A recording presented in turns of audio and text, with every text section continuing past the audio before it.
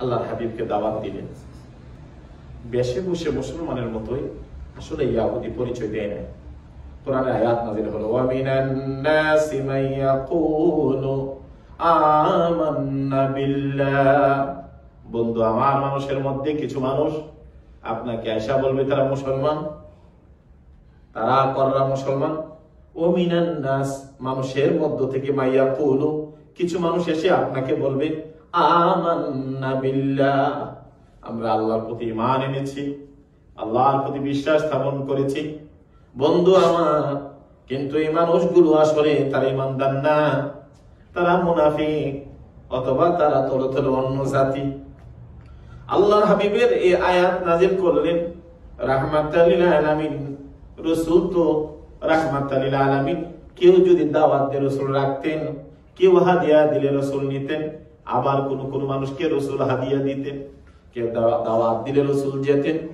এইভাবে মক্কা মদিনার ওই মহিলা আয়েশা আল্লাহর হাবিবের কাছে দাওয়াত দিলেন, ইয়া রাসূলুল্লাহ, আপনার জন্য আমার একটা ছাগল ছিল, এটা আমি জবাই করেছি, আপনার জন্য সুন্দরভাবে আমি ব্যবস্থাপনা করেছি।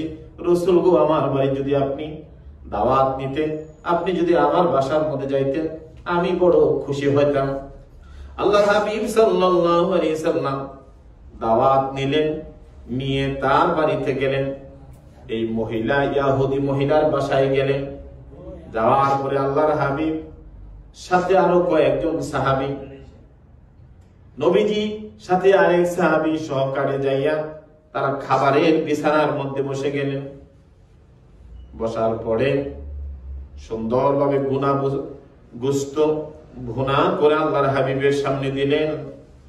রাসূল সাল্লাল্লাহু আলাইহি সাল্লাম একটা গোশতের টুকরা নিয়ে যখন মুখের ভিতরে দিলেন, হাদিস শরীফের মধ্যে আসছে এমন সময় গোশতের টুকরাটার জবান খুলে যায়। সুবহানাল্লাহ। হুজুর, আমাকে আপনি খাইবেন না, এই গোশতের মধ্যে ইহুদি মহিলা বিষ মিশ্রিত করে রেখেছে, রাসূল গো আপনি এটা খাইয়েন না। নবীজি মুখের থেকে সাথে সাথে গোশতের টুকরাটা কেটে ফেলে দিলেন।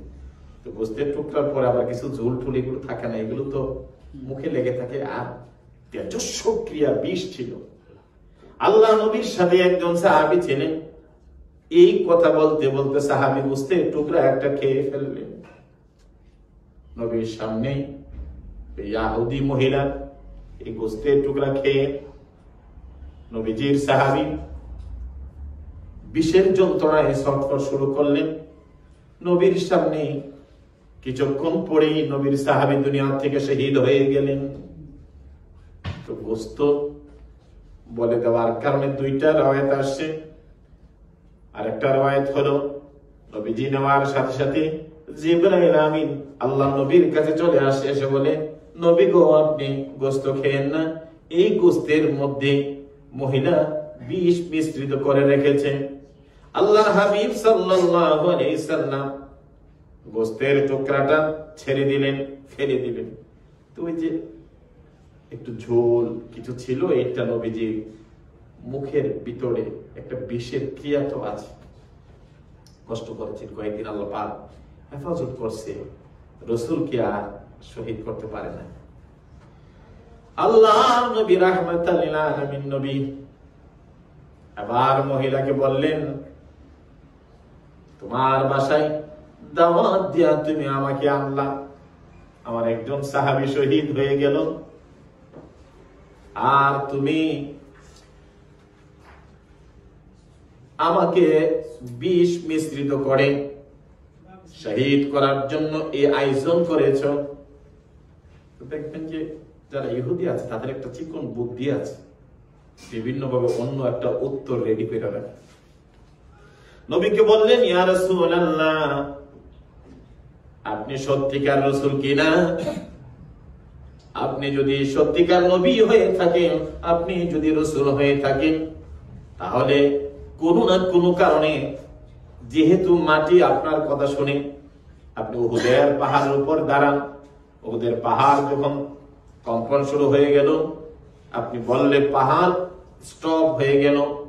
রাসূল, আপনি যদি সত্যিকার রাসূল হয়ে থাকেন, তাহলে এই বিষ ক্রিয়া থেকে আপনাকে আল্লাহ হেফাজত করবে, এইটা পরীক্ষা করার জন্য আমি চেষ্টা করেছি। পরীক্ষা করে মানুষ মাইনে। রাসূল বললেন ঠিক আছে, তোমার পরীক্ষা ঠিক আছে। ইমাম জুহরি রাহিমাহুল্লাহ তাআলা তার কিতাবে এনেছেন, আল্লাহর নবীর এই মুজিজা দেখে মহিলাটা মুসলমান হয়েছে। অন্য রিওয়ায়াতে আসে মহিলাটার এই গোশত খেয়ে, যেহেতু একজন রাসূলের সাহাবী, তরতাজা মানুষটা দুনিয়া থেকে শহীদ হয়ে গেল, এই জন্য কোরআনের আয়াত হলো কিসাস। কিসাস হলো যদি কোনো মানুষকে তুমি যদি একটা হাত কেটে ফেলো, তোমার বিচার হবে তোমার চোখ নষ্ট করা না, তোমার পা নষ্ট করা না। কিসাস হলো কোরআনের আয়াত হলো তোমার ডান হাতটা যদি কোনো মানুষ কেটে দেয়, তার বিচার হবে তারও ডান হাতটা কেটে দাও। কেউ যদি তোমাকে মেরে ফেলে, তাহলে তুমিও তাকে তার বদলি মেরে ফেলো। আমাদের দেশে এত অন্যায়, এত অত্যাচার, এত এগুলো হচ্ছে কেন? হচ্ছে কিসাস নাই, বিচার অন্যরকম ভাবে চলছে। মারার পরে যাই কোর্টে উঠলে যদি আমার দলীয় নেতা লোকেরা হয়, আমার দলীয় লোক হয়, তাহলে তার কোনো কথাই নেই। আজকে মারলো, কালকা রাউস, কালকা আপনার বাইরে হয়ে যায়। কারণ এটা দুনিয়ার আইন, দুনিয়ার আদালতে চলে এগুলো। আল্লাহর কোরআনের আইন হলো যদি কোনো মানুষকে, দেখেন না গত সপ্তাহ কি ঘটনা ঘটলো, পাথর মেরে। আরে জাহেলিয়াত যুগেও তো এই সমস্ত ঘটনা। ওই এক বাবা তার মেয়েকে মেরে ফেলছিল। এই জন্য কত ইতিহাস জাহেলি যুগে, আমরা কত ইতিহাস কত কিছু পড়ি। আজকে জাহেলির বাপ হয়ে গেছে বাংলাদেশ। 95% মুসলমান।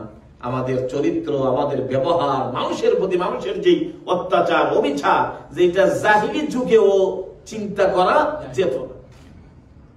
এই বিশাল পাথর মেরে মেরে হাজার হাজার মানুষের সামনে, আর কি এক খোদার গজব এই মোবাইল আসলো, আপনারা সামনে বাইরে ফেলবো। বাবা তার ছেলেকে মারে, ছেলে বাবাকে মেরে ফেলে, মানুষে ভিডিও করবে কিন্তু কেউ বাঁচাতে যাবে না।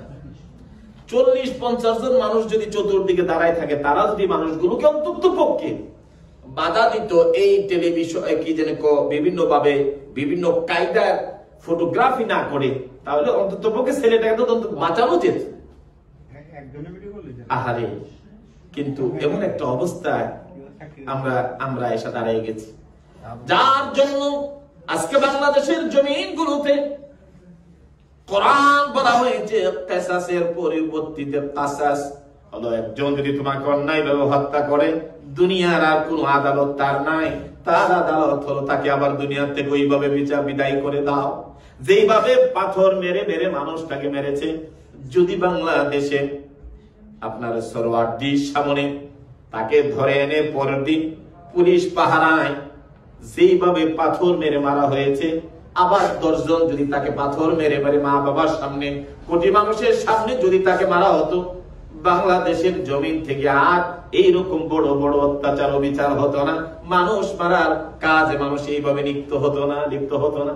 তার কারণ হলো কি, এইগুলো যখন দেখতো মানুষের কলিজাতে যে না, আমি তো মাইরা বাঁচতে পারতাম না, আমার তো এই মৃত্যু দাবি। এই জন্য আল্লাহ পাক কিসাসের হুকুম দিয়ে দিলেন, তোমরা যদি কাউকে অন্যায়ভাবে হত্যা করো, তাকে যেন সেইভাবে হত্যা করা হয়। আল্লাহ নবী বললেন, রে ইহুদি মহিলা, আল্লাহ তো আমাকে বাঁচাই দিয়েছে, আমার আল্লাহ রাব্বুল আলামিন আল্লাহু ইয়াসিমুকা মিনান নাস, আমার রাসূলের, আমি নবীর হেফাজতের দায়িত্ব আমার আল্লাহ নিয়েছে। এই জন্য তোমার বিষক্রিয়া, তোমার এই গোশত আমাকে খাওয়ায় নাই আমার আল্লাহ, এবং গোশত আমাকে বলে দিয়েছে আল্লাহ রাব্বুল আলামিন আমাকে হেফাজত করেছে, কিন্তু আমার সাহাবী শহীদ হয়ে গেল। এই জন্য কিসাসের পরিবর্তে তুমি ইসলাম গ্রহণ করা, আমি রাসূল খুশি না। তুমি যেইভাবে তাকে হত্যা করেছো, যেহেতু তুমি তাকে গোশত খাওয়ায়া দাওয়াত দিয়ে এনে তাকে শহীদ করে দিয়েছো, সেইটার কিসাস হলো, কোরআনের বিচার হলো আবার তোমাকে দুনিয়া থেকে বিদায় করে দেওয়া। এটা ওই বিচার হয়ে গিয়েছিল। আল্লাহ পাক রব্বুল আলামিন সেই দিন আল্লাহ হেফাজত করেছিলেন এই বিষক্রিয়া থেকে। ইমাম জুহরি বিভিন্ন হাদিসের মধ্যে আসছে যে আল্লাহ রাসূল সাল্লাল্লাহু আলাইহি সাল্লাম যখন আল্লাহ 3 বছর পরে আল্লাহর কাছে যাওয়ার সময় হয়ে গেল, আল্লাহর হাবিব বলেছিলেন, আমার সাহাবীরা, ওই যে ইহুদি মহিলা আমাকে দাওয়াত দিয়েছিল, আমাকে যে গোশতের টুকরা আমার মুখে গিয়েছিল, মুখের গোশতের টুকরা ফালানোর পরও যে বিষক্রিয়া আমার বুকের মধ্যে গিয়ে জমা হয়েছিল। আমার মৃত্যুর সময় ওই বিষক্রিয়া মনে হয় ওই রকম ভাবে যন্ত্রণা শুরু হয়ে গিয়েছে। এই জন্য কোন মুফাসসিরিনরা লিখেছেন, আল্লাহর হাবিব ওই মহিলা, ইহুদি মহিলা, এই হত্যার চেষ্টার মধ্যে রাসূল যে কষ্ট পেয়েছিলেন, আল্লাহর কাছে যাওয়ার সময় ওই বিষক্রিয়ার কষ্ট রাসূল বুঝতে পারছিলেন। এই জন্য বিভিন্ন ইমামরা লিখেছেন, আল্লাহ রাব্বুল আলামিনের দরবারে রাসূল সেদিন ওই বিষক্রিয়ার কারণে যদি রাসূল যদি আল্লাহর দরবারে চলে যান, তাহলে সেই কারণে আল্লাহর কাছে আল্লাহর হাবিব শহীদের মর্যাদা পাবে। সুবহানাল্লাহ। এই পৃথিবীতে যত মানুষ যতভাবে দুনিয়া থেকে চলে যাক, কোন মানুষ যদি আল্লাহর দ্বীনের জন্য যদি কোন কাফেরের হাতে যদি শহীদ হয়, এই শহীদের মর্যাদা আল্লাহর কাছে বড় বেশি মর্যাদাশীল। শহীদের রক্ত হাসরের দিন আল্লাহর কাছে কথা বলবে। শহীদের রক্ত হাসরের ময়দান মুখরিত, সুঘ্রাণে মুখরিত হয়ে যাবে। এই জন্য কোন মানুষে বলছে আল্লাহর হাবিব, হয়তো আল্লাহ পাক সেদিন আল্লাহর হাবিবকে সেদিন শহীদি মর্যাদা এই বিষক্রিয়ার কারণে আল্লাহ পাক আল্লাহর হাবিবকে দান করবে। সুবহানাল্লাহ। যাই হোক, আল্লাহর হাবিবকে এইভাবে মারার জন্য বিভিন্ন ভাবে একদল মানুষেরা চেষ্টা করেছিল। চেষ্টা করে রাসূল সফল হয় না, সেখান থেকে আল্লাহ পাক বাঁচিয়ে দিলেন। শেষ পর্যন্ত রাসূলের কাছে আর যখন কোনো পথ পায় না, যুদ্ধ রাসূলকে হারানো যায় না, বিষ দিয়ে রাসূলকে মারা যায় না, কোনোভাবে পাথর উপরে রেডি করে রেখে রাসূলকে কোনোভাবে দুনিয়া থেকে বিদায় করতে পারে না। কিভাবে করা যায়? আল্লাহর হাবিবের ঘরের মধ্যে একটা ছেলে, তার নাম হলো লাবিব ইবনে আসাম, রাসূলের ঘরের মধ্যে কাজকর্ম করতেন।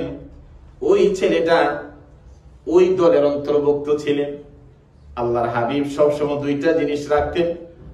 এক নম্বর হলো নবীজি একটা চিরুনি রাখতেন। সবসময় দাড়িগুলোকে রাসূল সুন্দর করে আশ্রয় রাখতেন, দাড়িগুলোরে সুন্দর করে রাখতেন। এই জন্য বেশি লম্বা দাড়ি তিন হাত এটা রাসূল পছন্দ করেন না।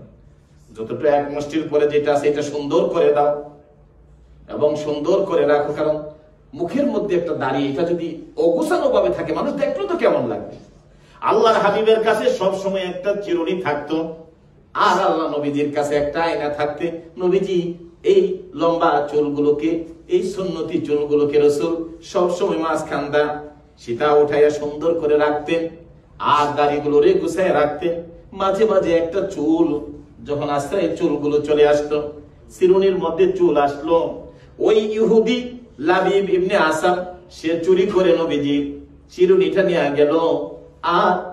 আর চিরুনির মধ্যে নবীজির একটা ক্যাশ মোবারক, একটা চুল মোবারক ছিল, এইটা নিয়ে গেল। নিয়ে আবার ইহুদিদের যারা সবচাইতে বড় জাদু করতে পারে, ওই জাদুতে নিয়ে গেল। নিয়ে নবীজির চুল মোবারক খেজুর গাছের আঁশ দিয়ে সুতার মধ্যে রাসূলের চুল মোবারক নিয়ে 11টা গিট্টু দিল, 11টা বাদন করলো।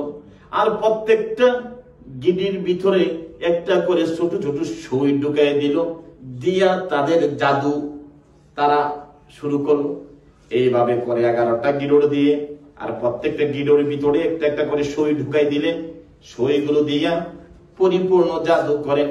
সেইটাকে খেজুরের আঁশ দিয়া বেঁধে মদিনার এক পরিত্যক্ত একটা কুয়া আছে, কুয়ার সামান্য পানি আছে, ওই কুয়ার নিচে একটা পাথর নিলেন, পাথরটা রেখে আর ওই রাসূলকে জাদু করার জিনিসটা সুতাটা নিয়ে রাসূলের চুল মোবারক এটার উপর আরেকটা পাথর দিলেন, দিয়া এটাকে রেখে দিলেন। রাসূলকে জাদু করে ফেলছে। নাউযুবিল্লাহ। এই জন্য জাদু শিক্ষা গ্রহণ করা, জাদু শিক্ষা, এটা কোরআনুল কারীমে আল্লাহ পাক হারাম করে দিয়েছেন। আপনার ছেলে মেয়েকে কাউকে যেন জাদু না শিখায়। রাসূলকে জাদু করে ফেলে। মা আয়েশা বললেন, রাসূল নামাজ পড়ে, মসজিদে যায়, কিন্তু আগের মতো যেভাবে কথা বলতে রাসূল ঘরে ঢুকে এইরকম ভাবে কথা বলে না। কেন যেন উনি নির্জন হয়ে যায়, রাত্রে ঘুমাইতে গেলে ঘুমাইতে পারে না, শরীরটা যেন সব সময় একটা যন্ত্রণা করে, রাসূল যেন একটু একটু কষ্ট পায়। কি করব, কোথায় গেলে রাসূলকে সুস্থ করা যায়, কোনোভাবে আমরা কোনো কিছু পাচ্ছিলাম না। আল্লাহর হাবিব সাল্লাল্লাহু আলাইহি সাল্লাম বড় পেরেশানি পড়ে গেলেন। অনেক দিন চলে যাওয়ার পরে দুইটা রায়াত আসছে, নবীজি স্বপ্নে দেখলেন দুইজন সাহাবী, দুইজন ফেরেশতা বসে বসে আল্লাহ নবীকে স্বপ্ন যোগে কথা বলছে। এক সাহাবী আর এক ফেরেশতার সাথে কথা বলছে, আর বলাবলি হচ্ছে। আল্লাহ রাসূল রাহমাতাল লিল আলামিন নবীকে কোনোভাবেই তারা মারতে পারে নাই, এই জন্য তারা আমাদের রাসূলকে তারা জাদু করেছে। ওই যে জাদুর এইভাবে করে করে তারা মদিনা পরিত্যক্ত কুয়ার মধ্যে এই জিনিসগুলো রেখে দিয়েছে। রাহমাতাল লিল আলামিন নবী ঘুম ভেঙে গেল। এমন সময় জিবরাইল আমিন রাসূলের কাছে হাজির। সুবহানাল্লাহ। হুজুর, এই মক্কা ইহুদি মানুষগুলো আপনাকে জাদু করেছে। লাবিদ ইবনে আসাম আপনাকে জাদু করেছে। রাসূল গো, আপনার জন্য আল্লাহ পাক রব্বুল আলামিন মেডিসিন হিসাবে আল্লাহ রাব্বুল আলামিন আপনার উপরে দুইটা সূরা নাযিল করেছে। সুবহানাল্লাহ। কি রে জিবরাইল, কি নিয়ে আসছো? আল্লাহ রাসূলকে জিবরাইল আমিন বলে দিল, ইয়া রাসূলুল্লাহ, এই সূরাগুলো আপনি পড়েন আর আপনি চলে যান মদিনার ওই পরিত্যক্ত কুয়ার পাথরের নিচে। ওই লবি সে জাদু করে আপনার নামের উপরে, আপনার চুল মোবারকের উপরে গেড়ো দিয়ে সুই সহকারে মদিনার ওই কুয়ার মধ্যে লুকিয়ে রেখেছে। রাসূল, আপনি ওইগুলো উঠাই নিয়ে আসেন। আল্লাহর হাবিব সাহাবীদেরকে নিয়ে চলে গেলেন। যাইয়া কুয়ার ভিতর থেকে ওই কুয়া থেকে পাথর সরাইলেন। পাথর সরাইয়া পাথর নিচ থেকে ওই যে রশিটা, যে সুতার মধ্যে 11টা গিরো দিয়েছিল, প্রত্যেকটা গিরোর মধ্যে সুই ঢুকেছিল, ওইটা নিয়ে আসলেন।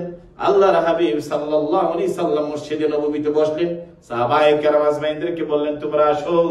আল্লাহর হাবিব সাল্লাল্লাহু আলাইহি সাল্লাম সবাইকে নিয়ে সামনে। জিবরাইল আমিন বলল, ইয়া রাসূলুল্লাহ, আপনি ওই সূরাটা পড়েন আর এক একটা আপনি ফুৎকার দেন, আল্লাহ রাব্বুল আলামিন এই গিরোগুলো আস্তে আস্তে খুলে দিবে। এই সূরাতুন নাস আর সূরাতুল ফালাক, এই দুইটা সূরার মধ্যে 11টা আয়াত আছে। কয়টা আয়াত? 11টা আয়াত নাযিল হলো। রাহমাতাল লিল আলামিন নবী এই আয়াত সুতাটাকে হাতের মধ্যে নিলেন। কুল আউযু বিরাব্বিন নাস পরে একবার যখন এইভাবে তালি দিলেন অথবা ফু দিলেন, গিরো একটা খুলে গেল, সুইটা নিচে পড়ে গেল। এইভাবে 11টা আয়াত রাসূল পড়লেন আর সুতাটা গিরোগুলো খুলে গেল, সুইগুলো খুলে গেল। এরপর থেকে মা এসে বলে, আল্লাহ নবী রাহমাতুল লিল আলামিন নবী আগের মতো রাসূল সুস্থ, সবাই সাথে সুন্দর কথা বলে। এবার রাসূল আগের মতো নামাজ পড়ে, বাসায় এসে আমাদেরকে আদর করে, আমাদেরকে সালাম দেয়, আমাদের সাথে ভালো ব্যবহার, আমাদের সাথে সুন্দর কথা বলে। এর আগে আমরা কয়েক মাস রাসূল থেকে এগুলো পাইতাম না।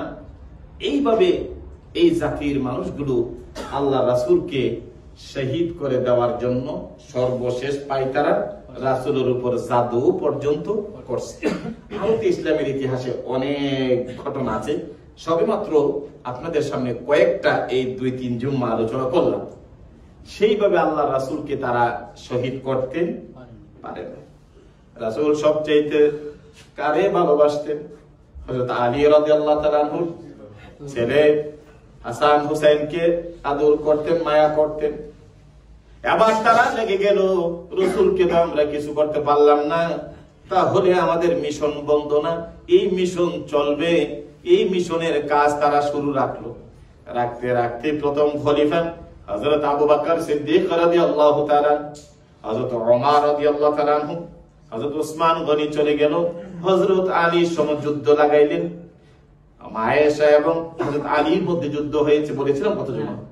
এই যুদ্ধ চলে গেল, শেষ পর্যন্ত হযরত আলী রাদিয়াল্লাহু তাআলা আনহু ছেলে হাসান হুসাইন, যার ব্যাপারে রাসূল বলেছেন আল হাসান ওয়াল হুসাইন সাইয়্যিদুশ শাবাবি আহলিল জান্নাহ, হযরত হাসান হুসাইন রাদিয়াল্লাহু তাআলা আনহুমা এই দুইজন হবে জান্নাতের যুবকদের সরদার। আমার হাসানকে যারা ভালোবাসবে তারা যেন আমি রাসূলকে ভালোবাসলো, আমার রাসূলকে যারা ভালোবাসলো তারা যেন আল্লাহ রাব্বুল আলামিনের ভালোবাসা পাইলো। তারা দেখলো ব্যাপার তো বড় কঠিন। হাসান হুসাইনের ভালোবাসার সাথে রসুলের মহাব্বত, আর রসুলের মহাব্বতের সাথে আল্লাহর মহাব্বত, এই জায়গার মধ্যে কিভাবে কাট আপ করা যায়, এখানে কিভাবে মুসলমানের মধ্যে দ্বন্দ্ব লাগানো যায়, এই নিয়ে মিশন শুরু হলো।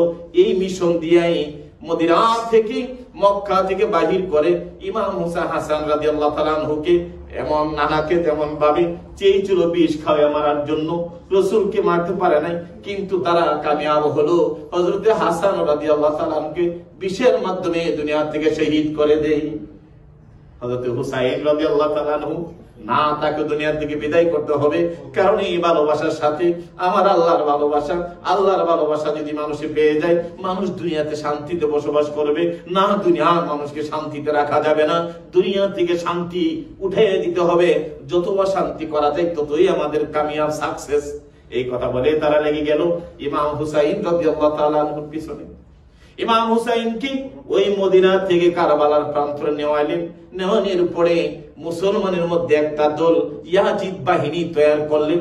তাদের হাতে, মুসলমানের হাতে, আমরা দেখেন আজকে মুসলমান দাড়িওয়ালা টুপিওয়ালাও মিলে মিলে মানুষকে মারে, আবার ভালো মানুষকে মারে। এই যে একটা বিশৃঙ্খলা, এইগুলোর নিচে একটা আরেকটা চক্রান্ত আমাদের পেছনে আছে। এটা এখন বুঝবে না, মুসলমান যখন ধ্বংস হয়ে যায় তখন এইগুলো নিয়ে মানুষ রিসার্চ করে বুঝে আসলে কাজটা কি করছিলাম। প্রথম অবস্থায় ধরতে পারে না এই ঘটনা কোথায় থেকে ঘটতেছে। আল্লাহর হাবিব সাল্লাল্লাহু আলাইহি সাল্লাম রাহমাতাল লিল আলামিন নবীকে পারলেন না। ইমাম হুসাইনকে শহীদ করার জন্য তারা লেগে গেল। সেই ইমাম হুসাইনকে শহীদ করার জন্য মদিনা শরীফ থেকে সেই কারবালার প্রান্তর পর্যন্ত নিয়ে গেলেন।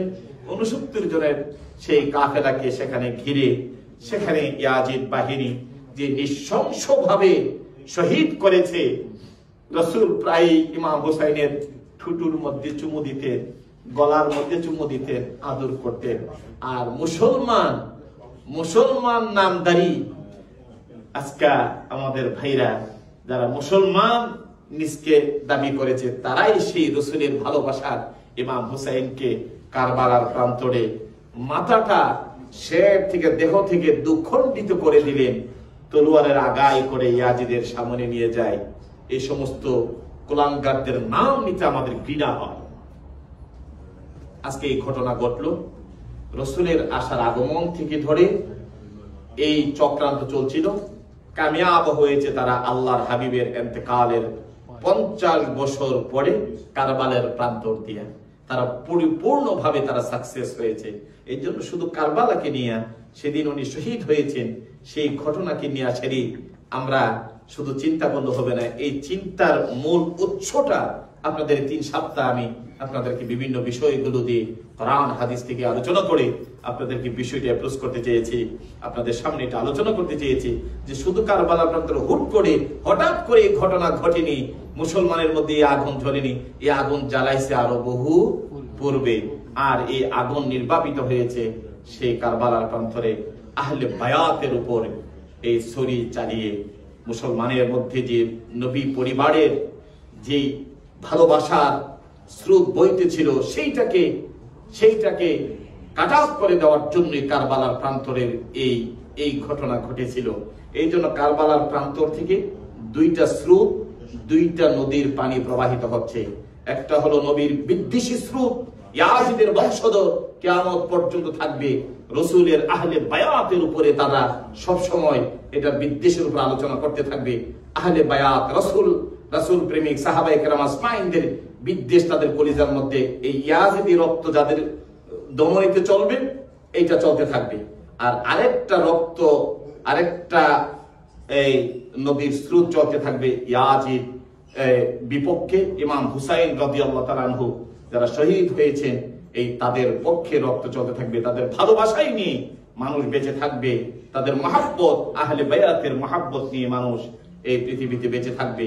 আর এই মহাব্বতের কারণে হাসরের দিন আল্লাহ পাক আপনি আমাদেরকে আহলে বায়াতের মহাব্বতের কারণে আল্লাহ পাক রব্বুল আলামিন আল্লাহ হাবিবের কিনারায় আমাদেরকে যেন জায়গা করে দেয়, আমরা বলি আমিন। এই রাসূলের হাসান হুসাইনের দুশমনদের চিহ্ন পৃথিবীতে নাই। আপনারা জান ইয়াজিদের কবর দেখেন, এই পৃথিবীতে আছেনি কোথাও। তাহলে ইয়াজিদের দুশরা যাইয়া সেখানে লাইন ধরে থাকতো। কিন্তু আল্লাহর কাছে হযরতে হুসাইন রাদিয়াল্লাহু তাআলা আনহুর কুরবান আল্লাহর দরবারে কবুল হয়েছিল। আজও সারা বিশ্বে মুহররম মাস আসলে 10ম তারিখে আল্লাহর এই সৃষ্টির মতো এত বড় গুরুত্বপূর্ণ জিনিস, আল্লাহর রহমতের বৃষ্টি পৃথিবীতে এই মাসের 10ম তারিখে আসা। আল্লাহ সব সাজাইলেন এই মুহররম মাসে, এই দুনিয়াকে ধ্বংস করে দিবেন, কিন্তু সব কিছুকে মানুষ পিছনে রেখে এই দিনটাকে হৃদয়ের মধ্যে কষ্ট আর আবেগ নিয়ে মানুষ এই মাসটাকে তারা স্মরণ করে। একমাত্র ইমাম হুসাইন রাদিয়াল্লাহু তাআলা আনহুকে, আমাদের মতো এই দাড়ি টুপি পাগড়িওয়ালা কিছু মানুষ সেদিন কারবালার প্রান্তরে ইমাম হুসাইনকে শহীদ করে বলছিল, চলো তাড়াতাড়ি আসরের নামাজের জামাত চলে যাচ্ছে, আমরা জামাতে গিয়ে নামাজ পড়ি। এই ছিল তাদের আকীদা, এই ছিল তাদের চিন্তা চেতনা। এই নামাজ দিয়া শুধু আপনি পার হতে পারবেন না, আপনার সব জিনিস যদি ঠিক না থাকে। আল্লাহ পাকের ফরজের মধ্যে নামাজ পড়লেন, রোজা ছেড়ে দিলে হবে না, রোজা রাখলেন, আপনি হজ উপযুক্ত হজ ছেড়ে দিলে হবে না। এই জন্য ইসলাম হলো কমপ্লিটেড দিন। তার মধ্যে রাসূল বলছেন, আমার দিন এমন না যে কেউ কিছু ছেড়ে দিবে আর কিছু গ্রহণ করবে, এটা ইসলাম হবে না।